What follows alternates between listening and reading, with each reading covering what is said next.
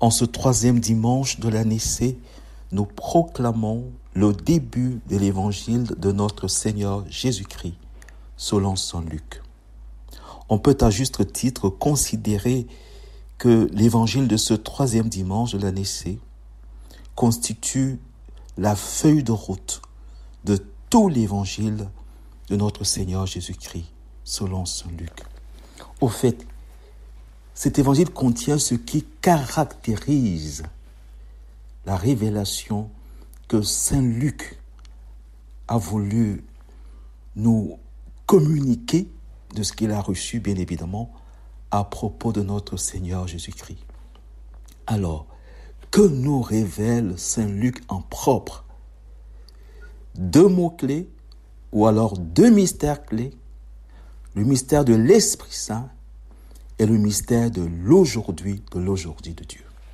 Voyons comment cela est révélé dans toute sa beauté dans le Saint Évangile de ce troisième dimanche. Alors, lisons. Beaucoup ont entrepris de composer un récit des événements qui se sont accomplis parmi nous. C'est très beau. Et saint Luc écrit cela pour Théophile, l'ami de Dieu, Théophile, l'ami de Dieu, et nous le sommes tous. Jésus, dans l'évangile de Jean, précise que nous ne sommes plus ses serviteurs, nous sommes ses amis. Alors, saint Luc nous rappelle qu'on ne peut recevoir la parole de Dieu, en plus le dimanche, la parole de Dieu, nous pouvons la recevoir comme la parole d'un ami à un ami, Théophile, l'ami de Dieu.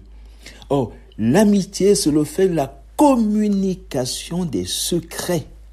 Donc, saint Luc va nous aider à accueillir la parole de Dieu comme un secret d'amour, le secret de Dieu le Père pour chacun de ses enfants que nous sommes.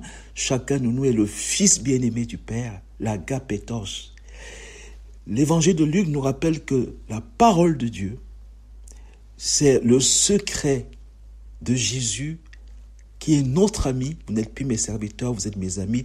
C'est le secret de l'ami à son ami. Tout ce que j'ai appris de mon Père, je vous l'ai fait connaître. Et que, pour finir, la parole de Dieu, selon saint Luc, c'est le secret de l'époux, l'Esprit Saint, à son épousée, pas à son épouse, mais à son épousée, car nous le sommes tous, hommes et femmes, épousés par l'Esprit Saint. L'Esprit qui vient prendre chacun de nous sous son ombre pour faire de chacun de nous le serviteur, la servante de la parole. Vous voyez, c'est écrit, c'est très beau. Ils furent témoins oculaires et serviteurs de la parole. C'est ainsi que Marie se définit. Voici la servante du Seigneur, qu'il me soit fait selon ta parole. Servante de la parole.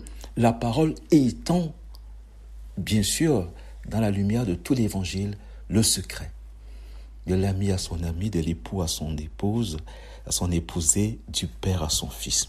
Alors, continuons. Beaucoup ont entrepris de composer un récit des événements qui se sont accomplis parmi nous, d'après ce que nous ont transmis ceux qui, dès le commencement, furent témoins oculaires. Ah, magnifique. Alors, question. Qui fut témoin oculaire? Il y en a deux. Les deux témoins oculaires selon l'évangile de Luc, c'est l'Esprit Saint et Marie. Car si on regarde du point de vue chronologique, l'évangile de Luc s'ouvre pour nous avec le mystère de l'Annonciation. Bien sûr, il y a plein de choses qui précèdent, mais Dieu, dans la nouveauté radicale qui est la manifestation, qui est la plénitude de la grâce, est inauguré, c'est le premier mystère du rosaire, l'Annonciation. Et qu'est-ce qui est dit à l'Annonciation? L'ange du Seigneur apporta l'annonce à Marie.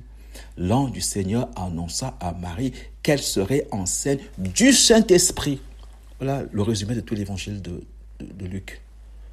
Chacun de nous reçoit l'Annonciation pour pouvoir concevoir le Fils bien-aimé du Père. pour pouvoir concevoir la parole, le verbe. Parce que quand on est fils bien-aimé, c'est pourtant ça, c'est pourtant là le mystère. Et pourtant, mais il vaut mieux prendre des termes qui nous permettent de pénétrer la puissance, la force du mystère sans le diminuer, et de le pénétrer intellectuellement, de lire de l'intérieur. L'ange du Seigneur annonce à chacun de nous que nous allons concevoir dans notre intelligence celui qui est le Verbe, l'image de la substance du Père. C'est très beau, c'est très beau. Alors, d'après ce que nous ont transmis ceux qui, dès le commencement, furent témoins oculaires, dont les deux témoins oculaires qui peuvent nous transmettre le mystère, l'Esprit Saint et Marie. Et Jean on dit qu'il y a un lien, et c'est certainement vrai, qui a compris cela dans son évangile, vous le savez très bien, dit que l'Esprit Saint nous conduira vers la vérité tout entière. Et pour finir, dans l'évangile de Jean, Marie nous est donnée comme mère, les deux témoins oculaires.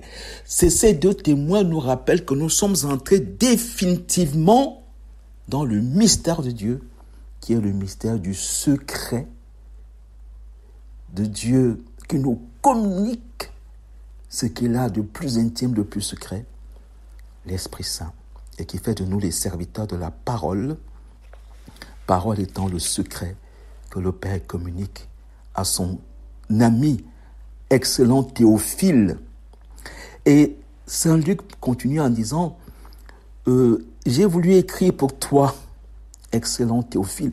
On ne peut comprendre l'évangile de Luc que si on est le fils bien-aimé du Père, si on est le disciple que Jésus aimait, si on est le fils de Marie, parce qu'avec Marie, la révélation a atteint une nouvelle dimension. Une autre nouvelle dimension. Marie et le Saint-Esprit, nous sommes dans ce qui caractérise la révélation comme révélation. Il propose donc à Théophile, à chacun de nous, un exposé suivi. Voyez, chaque fois qu'il y a un tournant dans l'histoire de la pensée, celui par qui cela se passe fait toujours un exposé suivi. C'est vrai du point de vue philosophique avec Aristote, qui a repris toute la philosophie à partir de l'intelligence, de l'ordre, de la sagesse.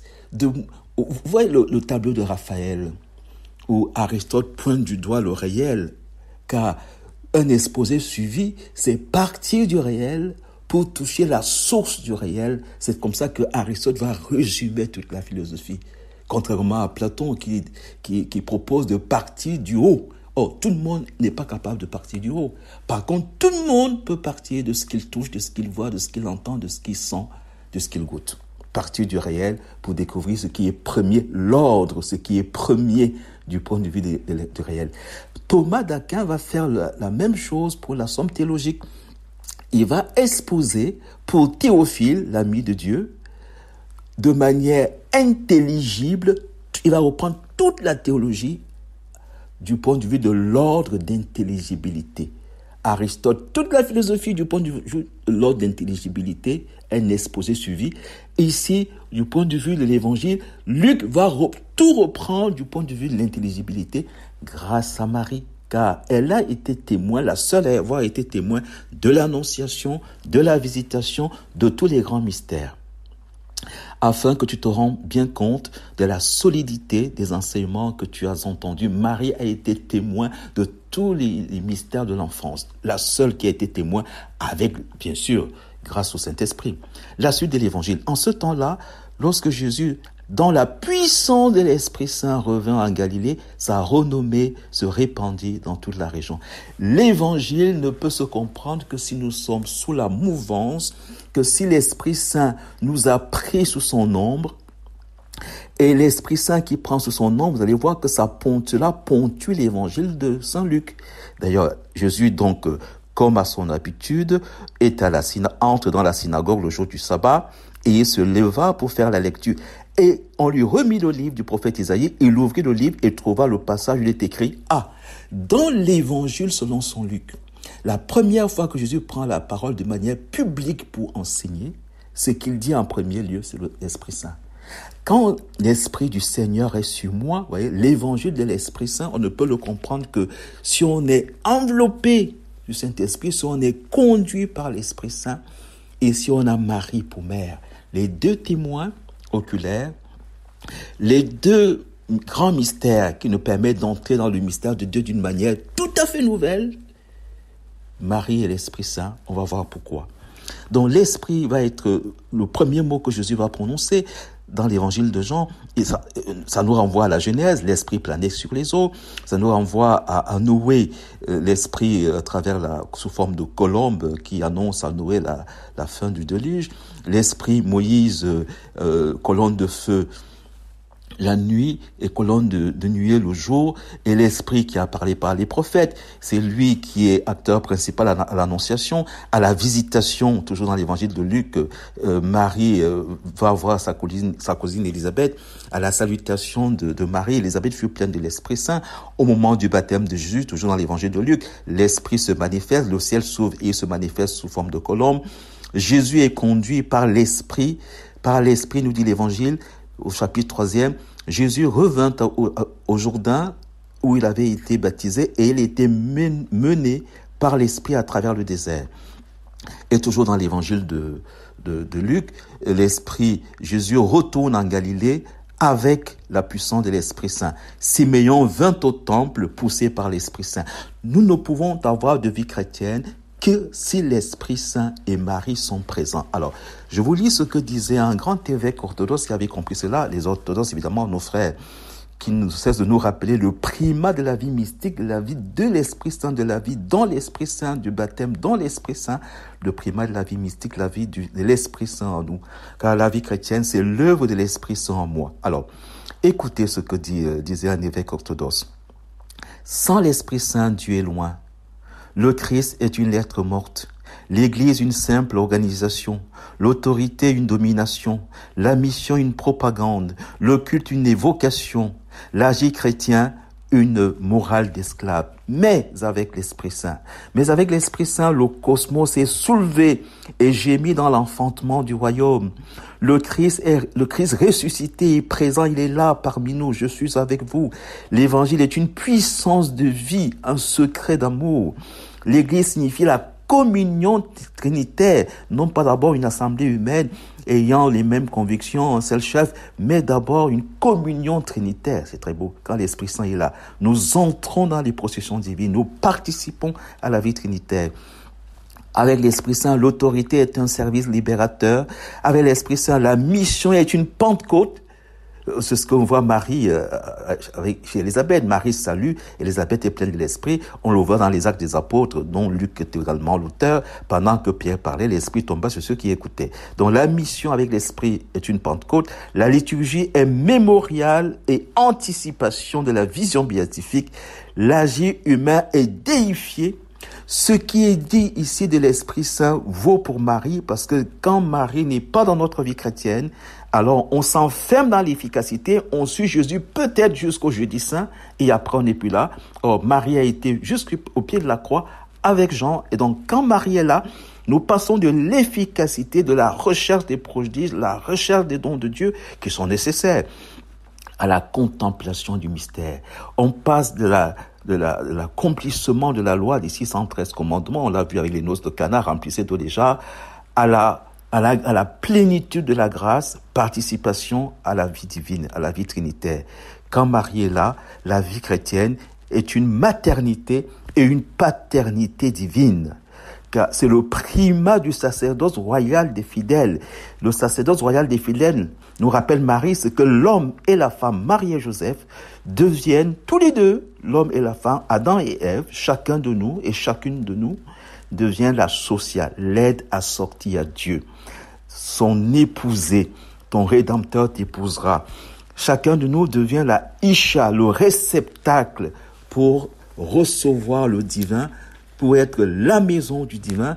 Et c'est ce que nous dit la fin de l'évangile. Alors, il se mit à leur dire, aujourd'hui, voilà l'autre grand mystère de l'évangile de Luc, l'évangile de l'aujourd'hui. C'est vrai qu'en quand Jésus rencontre Zachée, Zachée descend, aujourd'hui je dois demeurer chez toi. C'est vrai, Jésus le dit au bon larron, aujourd'hui avec moi tu seras au royaume. C'est vrai dans le Notre Père, donne-nous aujourd'hui notre pain de ce jour. Soit il y a une répétition, soit il y a un mystère. Évidemment, il y a un mystère.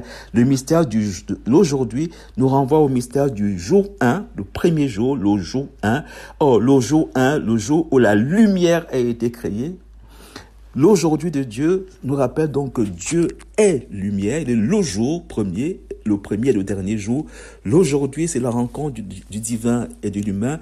L'aujourd'hui, c'est la manifestation de la plénitude de la grâce dans la petitesse divine. C'est le jour tant attendu pour chacun de nous de la rencontre avec notre Père, notre ami, la rencontre avec la lumière dans le royaume de Dieu. Nous devons donc, comme le bon larron, anticiper l'aujourd'hui de Dieu. Nous le disons dans le Notre Père, nous anticipons l'aujourd'hui de Dieu grâce à l'Esprit Saint, grâce à Marie qui joue le même rôle auprès de nous pour nous faire entrer dans la plénitude de la grâce. Et la grâce, c'est l'aujourd'hui de Dieu. C'est Dieu qui se donne à nous dans toute sa plénitude, sans réserve. Un don sans réserve, don de la lumière, don de la participation au mystère de l'Esprit Saint qui nous connaturalise à la vie divine. Amen.